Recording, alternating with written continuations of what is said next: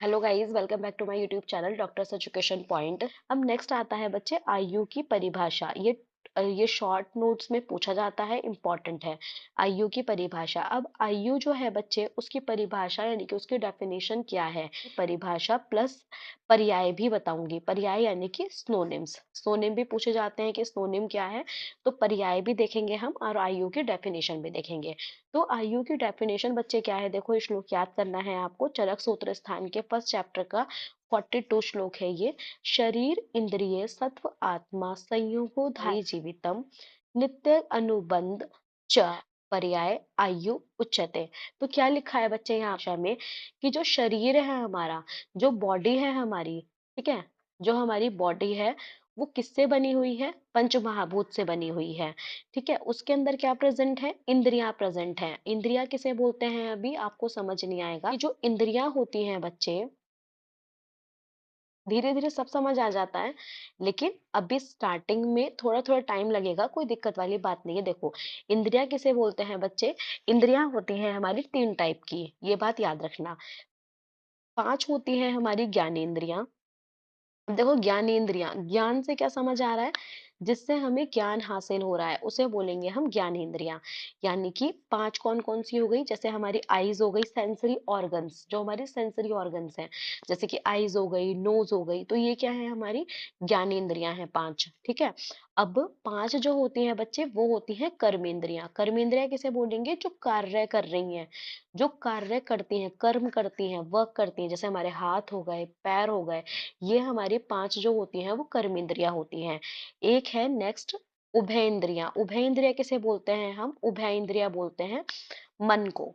याद रखना है। तो अगर आपसे आज के बाद कोई पूछे कि इंद्रियां क्या हैं, तो आपको क्या बोलना है? इंद्रियां हमारी कितने प्रकार की होती हैं? तीन प्रकार की होती हैं। ज्ञान इंद्रियां, जिससे हम ज्ञान को ग्रहण करते हैं, यानी कि जिससे हमें चीजों का पता चलता है। ठीक है, सेंसरी ऑर्गन्स।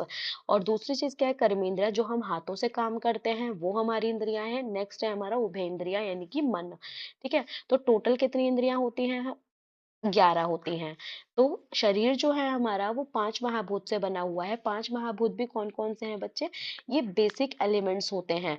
ठीक है, जो हर एक चीज आयुर्वेद में मानी गई है कि इन पांच चीजों से बनी हुई है। आकाश, वायु, अग्नि, जल, पृथ्वी। ठीक है, ये पांच चीजों से बनी हुई है हमारी बॉडी। आकाश से, वायु से, अग्नि से, जल से एंड पृथ्वी से। ठीक है। तो ये बेसिक एलिमेंट्स हैं। तो हमारी यहाँ पे क्या लिखा है आयु के डेफिनेशन में कि पांच महाभूत यानी कि हमारा शरीर, और उसके अंदर क्या प्रेजेंट है? इंद्रियां यानी कि ज्ञानेंद्रिया, कर्मेंद्रिया और मन और आत्मा। जहां इन चारों का संयोग होता है, यानी कि जहां ये चारों चीजें मिलती हैं, वही क्या होता है? आयु होता है। यानी कि एक लिविंग ऑर्गेनिज्म, एक पर्सन बनता है, एक एक हेल्दी इंसान बनता है। किन चीजों के मिलने से? शरीर के बनने से, उनमें इंद्रियों के आने से, मन के मिलने से और आत्मा के आने से। मतलब इन सब चीजों का जब संयोग होता है, जब भी किसे क्या बनता है? आयु बनती है। ठीक है, जीवित शरीर बनता है। अब देखो इसके पर्याय क्या होंगे बच्चे। आयु के पर्याय होते हैं, यहाँ पे सिर्फ नित्यक और अनुबंध लिखा है, लेकिन देखो श्लोक में जो दिया हुआ है, धारी हो गया, जीवितम हो गया, ठीक है, ये भी क्या है? हमारे इसके पर्याय हैं, आयु के सिनोनिम्स है। अगर आपको कहीं लिखा लिखा दिखे धारी, धारी का मतलब क्या होगा? आयु ही होगा। ठीक है, नित्यक का मतलब भी और अनुबंध का मतलब भी क्या है? ये पर्याय है आयु के। तो बच्चे ये आयु की डेफिनेशन हो गई। अब आयुर्वेद की परिभाषा। अब देखो, मैंने तुम्हें पीछे बताया कि आयु जो है उसकी डेफिनेशन क्या है? आयुर्वेद दो वर्ड से मिलके बना है, आयु प्लस वेद। ठीक है। अब आयुर्वेद प्लस वेद से पता चल गया आपको, जहां पे हेल्दी रहने का ज्ञान दिया गया हो उसे हम आयुर्वेद कहते हैं। लेकिन जो आचार्य चरक है, उन्होंने पूरी इसकी डेफिनेशन दी है, तो उसे आपको याद करना है। क्या लिखा है डेफिनेशन में? देखो, इंपॉर्टेंट है, लर्न करनी है ये। हित अहित सुखम दुखम आयुस्तस्य हिताहितम मानम च तच यत्र उक्तम आयुर्वेदः स उच्यते। इसका मतलब बच्चे यहाँ पे क्या है? हित अहित। हित यानी कि जो हमारे लिए अच्छा है, जो बेनिफिशियल है हमारे लिए, ठीक है, जिससे हमें मतलब खाने से हमारी बॉडी में न्यूट्रिशन मिलता हो, हमारी बॉडी के लिए अच्छा होता हो। दूसरी चीज़ क्या है यहाँ पे, अहित, जो हमारे लिए अच्छा हो या अच्छा ना हो, यानी कि नॉन बेनिफिशियल, जो हमारे लिए अच्छा ना हो। सुख यानी कि जिससे हम हैप्पी रह सकें, ठीक है, सेटिस्फेक्शन मिले, हम हैप्पी रह सकें। दुख यानी कि सैड। तो यहाँ इन्होंने क्या बोला है बच्चे, हित अहित सुख दुख, ठीक है। और आयु के लिए हितकारक और अहितकर विषयों का मापदंड जहाँ बताया गया है उसे आयुर्वेद कहते हैं। यानी कि हमारे लिए क्या चीज अच्छी है और क्या चीज अच्छी नहीं है, किस चीज को यूज करने से हमारी बॉडी में हैप्पीनेस आएगी, किससे हमें सैडनेस आएगी, इन सब का ज्ञान जहाँ मिलता है वो क्या है, आयुर्वेद है। ठीक है। तो यहाँ पे देखो डेफिनेशन में लिखा है, हित अहित यानी कि बेनिफिट चीजें जो हमारे बेनिफिशियल हैं और नॉन बेनिफिशियल, सुख और दुख, और आयु के लिए हितकारक यानी कि हमारी बॉडी के लिए जो आयु के लिए हमारी हितकारक हो और जो चीज बुरी हो, ये सब चीजों का पता जहाँ चलता है हमें, वो क्या है, आयुर्वेद है। तो ये चीज तुम्हें याद रखनी है। ठीक है बच्चे। अब इसके बाद नेक्स्ट आता है हमारा आयुर्वेद का अवतरण। ठीक है। आयुर्वेद का अवतरण मैंने आपको लास्ट लेक्चर में जो मैंने चरक का इंट्रोडक्टरी पार्ट पढ़ाया था, उसमें मैंने अकॉर्डिंग टू चरक आपको आयुर्वेद का अवतरण पढ़ाया था। अब यहाँ पे किसके अकॉर्डिंग पढ़ेंगे, हम वाग्भट के अकॉर्डिंग पढ़ेंगे। लेकिन मैंने आपको पहले भी बोला था कि देखो, जो सबसे पहले ये जो चीजें हैं वो सिमिलर ही हैं। ठीक है। क्या बोला था मैंने आपको, सबसे पहले जो ज्ञान हुआ, स्मरण हुआ आयुर्वेद का, देखो अवतरण का मतलब क्या है, पहले तो लैंडिंग होना, यानी कि आयुर्वेद किस तरीके से हमारी पृथ्वी पर लैंड हुआ है, किस तरीके से आयुर्वेद हमारी पृथ्वी पर आया है। सबसे पहले ब्रह्मा, ब्रह्मा को क्या हुआ था, आयुर्वेद का स्मरण हुआ था। अब ब्रह्मा का सारा ज्ञान किसने लिया, दक्ष प्रजापति ने लिया। दक्ष प्रजापति के बाद में अश्वनी कुमार ने, अब अश्वनी कुमार के बाद में इंद्र ने। ठीक है। अब अकॉर्डिंग टू अलग अलग संहिताएं ये ज्ञान डिवाइड हो गया। अगर हम इंद्र के बाद में चरक संहिता के अकॉर्डिंग देखें, तो चरक संहिता से कहाँ गया, भारद्वाज के पास में गया, फिर आत्रेय पुनर्वसु, फिर अग्निवेश भेड़ जतुगर जो उनके शिष्य थे उनके पास गया। ठीक है। और सुश्रुत के अकॉर्डिंग देखें तो हम ये पूरा फॉलो होगा। लेकिन अभी हम अष्टांग हृदय पढ़ रहे हैं, तो अकॉर्डिंग टू अष्टांग अगर देखें हम, तो इंद्र का सारा ज्ञान कहाँ गया बच्चे, आत्रेय मुनि के पास गया, आत्रेय मुनियों के पास गया, फिर अग्निवेश आदि ऋषि के पास गया। ठीक है। बस ये इतना याद करना है। फिर ऐसे ही ये पूरे ऑल ओवर वर्ल्ड या पूरी दुनिया में, मतलब ऑल ओवर वर्ल्ड में, और मोस्टली इंडिया के अंदर बहुत ज्यादा स्प्रेड है और हम इसे मानते भी हैं बहुत ज्यादा। ठीक है। तो इस तरीके से यहाँ पर दिया हुआ है। अब नेक्स्ट आता है बच्चे आयुर्वेद। अगर हम पढ़ रहे हैं, तो आयुर्वेद के अंदर इतनी सारी संहिताएं थी, अष्टांग हृदय का निर्माण यहाँ पे क्यों हुआ, उसका रीजन क्या था, क्यों, उसका क्या रीजन था कि क्यों ये हुआ है, उद्देश्य क्या था अष्टांग हृदय को लाने का। यहाँ पर बच्चे ये दिया हुआ है कि अग्निवेश आदि जो ऋषि थे, उन्होंने ग्रंथ लिखे हैं, जैसे कि चरक संहिता हो गई, चरक संहिता इतनी बड़ी बुक है ना, और भी बहुत सारी संहिताएं हैं। तो जो हमारा आयुर्वेद का मटेरियल था ना, वो बिखरा पड़ा था, बिखरा पड़ा यानी कि इधर उधर सब जगह था। तो इंसान की आयु जो है, यानी कि इंसान की एज जो है आज के टाइम पे बहुत ज्यादा कम हो गई है। तो अगर वो सारा ज्ञान हासिल करने की कोशिश करता है आयुर्वेद की, तो उसे नहीं मिल पाता। इसी वजह से अष्टांग हृदय का निर्माण हुआ। ना तो ये ज्यादा संक्षिप्त है और ना ही ज्यादा विस्तृत है, यानी कि ना तो ये ज्यादा बड़ा है। ये ज्ञान अगर हम पढ़ना चाहें, कुछ सेलेक्टिव बुक्स हैं, कुछ सेलेक्टिव स्थान हैं, अगर हम पढ़ना चाहें यूं ही पढ़ लेंगे और हम आयुर्वेद की नॉलेज ले लेंगे। तो यहाँ पर अष्टांग हृदय का निर्माण इसलिए किया गया है क्योंकि सारी चीजें जो थी वो बिखरी पड़ी थी। तो उनमें से जो उनका मेन मटेरियल था, जो सार भाग था, यानी कि जो हर एक बुक के अंदर, आयुर्वेद की हर एक बुक के अंदर जो चीजें इंपॉर्टेंट इंपॉर्टेंट दी हुई थी, वो सारी उन्होंने निकाली, वाग्भट ने, लघु वाग्भट ने, और अष्टांग हृदय का निर्माण कर दिया।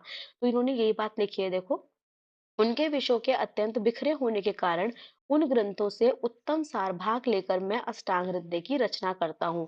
यह ना तो अत्यंत संक्षिप्त है, ना ही अत्यंत विस्तृत है, यानी कि ना तो ज्यादा बड़ा है और ना ज्यादा छोटा है। अब देखो बच्चे, हम आयुर्वेद के अंदर क्या है, 8 अंग पढ़ते हैं। 8 अंग क्या है, यहाँ पे इन्होंने आयुर्वेद को, जैसे तुमने देखा होगा एमबीबीएस करने के बाद में लोग सर्जन बनते हैं, फिजिशियन बनते हैं, पीडियाट्रिक्स बनते हैं, है ना? तो ऐसे ही यहाँ पे भी ब्रांचेस हैं। तुम आयुर्वेद करने के बाद में क्या क्या किस फील्ड में जाना चाहते हो, ठीक है? तो यहाँ पर इन्होंने 8 अंग बताए हैं, यानी कि 8 ब्रांचेस बताई हैं आयुर्वेद की। तो ये श्लोक तुम्हें याद करना है, इंपॉर्टेंट है, चाहे इसकी फर्स्ट लाइन ही याद कर लेना, लेकिन याद करना है। देखो क्या लिखा है यहाँ पे, काय बाल गृह उद्वाग शल्य दृष्टा जरा वृषान अष्टावांगनी, बस यहाँ तक भी याद करोगे तो ठीक है। तो देखो क्या लिखा है यहाँ पे बच्चे, जो 8 ब्रांचेस बताई हैं आयुर्वेद में, सबसे पहली ब्रांचेस है काय। काय यानी कि हमारी मेडिसिन, जिसमें सारी मेडिसिन आती हैं। काय चिकित्सा ये तुम लास्ट ईयर में पढ़ोगे, अपना केसी बोलते हैं इसे, काय चिकित्सा को। तो ये लास्ट प्रॉप जब होगा आप वहां पढ़ोगे, ठीक है? ऐसे ही बाल चिकित्सा, बाल चिकित्सा यानी कि पीडियाट्रिक्स, ठीक है? पीडियाट्रिक्स के बारे में यानी कि बच्चों से रिलेटेड चीजें पढ़ोगे। नेक्स्ट कौन सी ब्रांच आती है यहाँ पे, गृह उद्वांग। इसका मतलब क्या है बच्चे, गृह, गृह का मतलब क्या है यहाँ पे, जो मतलब जो साइकेट्रिस्ट से रिलेटेड चीजें होती हैं, ठीक है? उसके उससे रिलेटेड चीजें आप यहाँ पर पढ़ोगे।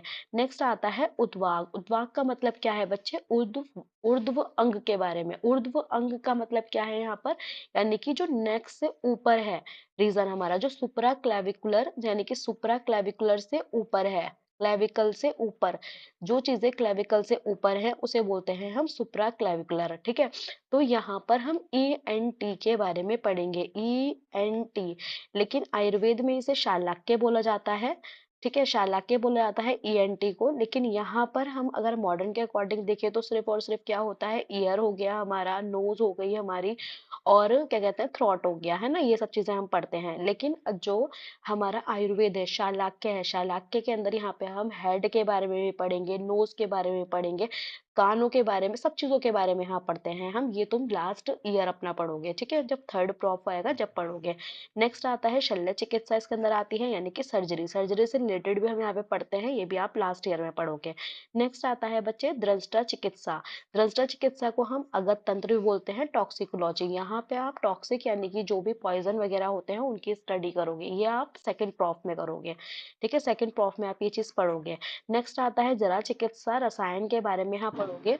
जरा चिकित्सा का मतलब क्या है बच्चे, जरा चिकित्सा का मतलब है कि इंसान ओल्ड एज में ना जाए, ठीक है? यानी कि रसायन का ऐसे इस्तेमाल कराते हैं हम। रसायन किसे बोला जाता है, रसायन ऐसा बोला जाता है जिससे पीने से, जिससे जिसे पीने से इंसान जो है वृद्ध नहीं होता, यानी कि बूढ़ा नहीं होता।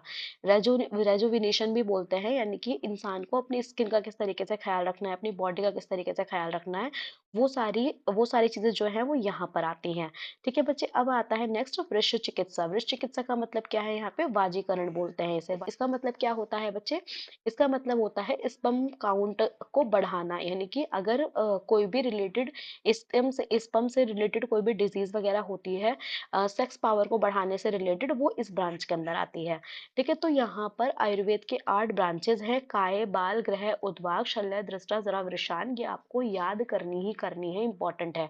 8 ब्रांचेस हैं, केसी यानी कि काय चिकित्सा, यहाँ पे मेडिसिन से रिलेटेड, बाल यानी कि बच्चों से रिलेटेड, गृह यानी कि साइकेट्रिस्ट से रिलेटेड, और नेक्स्ट क्या है हमारी, उद्वान यानी कि जो ऊपर के अंग होते हैं हमारे क्लेविकल से ऊपर के, शाला के ईएनटी, और शल्य सर्जरी हो गया, अगत तंत्र हो गया हमारा, टॉक्सिकोलॉजी रसायन वाला पार्ट हो गया, रेजुविनेशन, ठीक है? और ऐसे ही हमारा वाजीकरण हो गया। तो ये आपको पढ़ना है बच्चे। अगर आपको ये वीडियो अच्छी लगी हो तो लाइक करें, सब्सक्राइब करें, और हम एक ऑनलाइन कोर्स हमने स्टार्ट किया है जिसमें आपको टेस्ट सीरीज मिलेगी और लाइव सेशंस मिलेंगे, रिकॉर्डेड सेशंस मिलेंगे। अगर आप ज्वाइन करना चाहते हो और ये पूरा कंप्लीट करना चाहते हो कोर्स, तो कांटेक्ट कर सकते हो आप हमें इस नंबर पर जो आपकी स्क्रीन पर आ रहा है, ठीक है बच्चे? Thank you so much.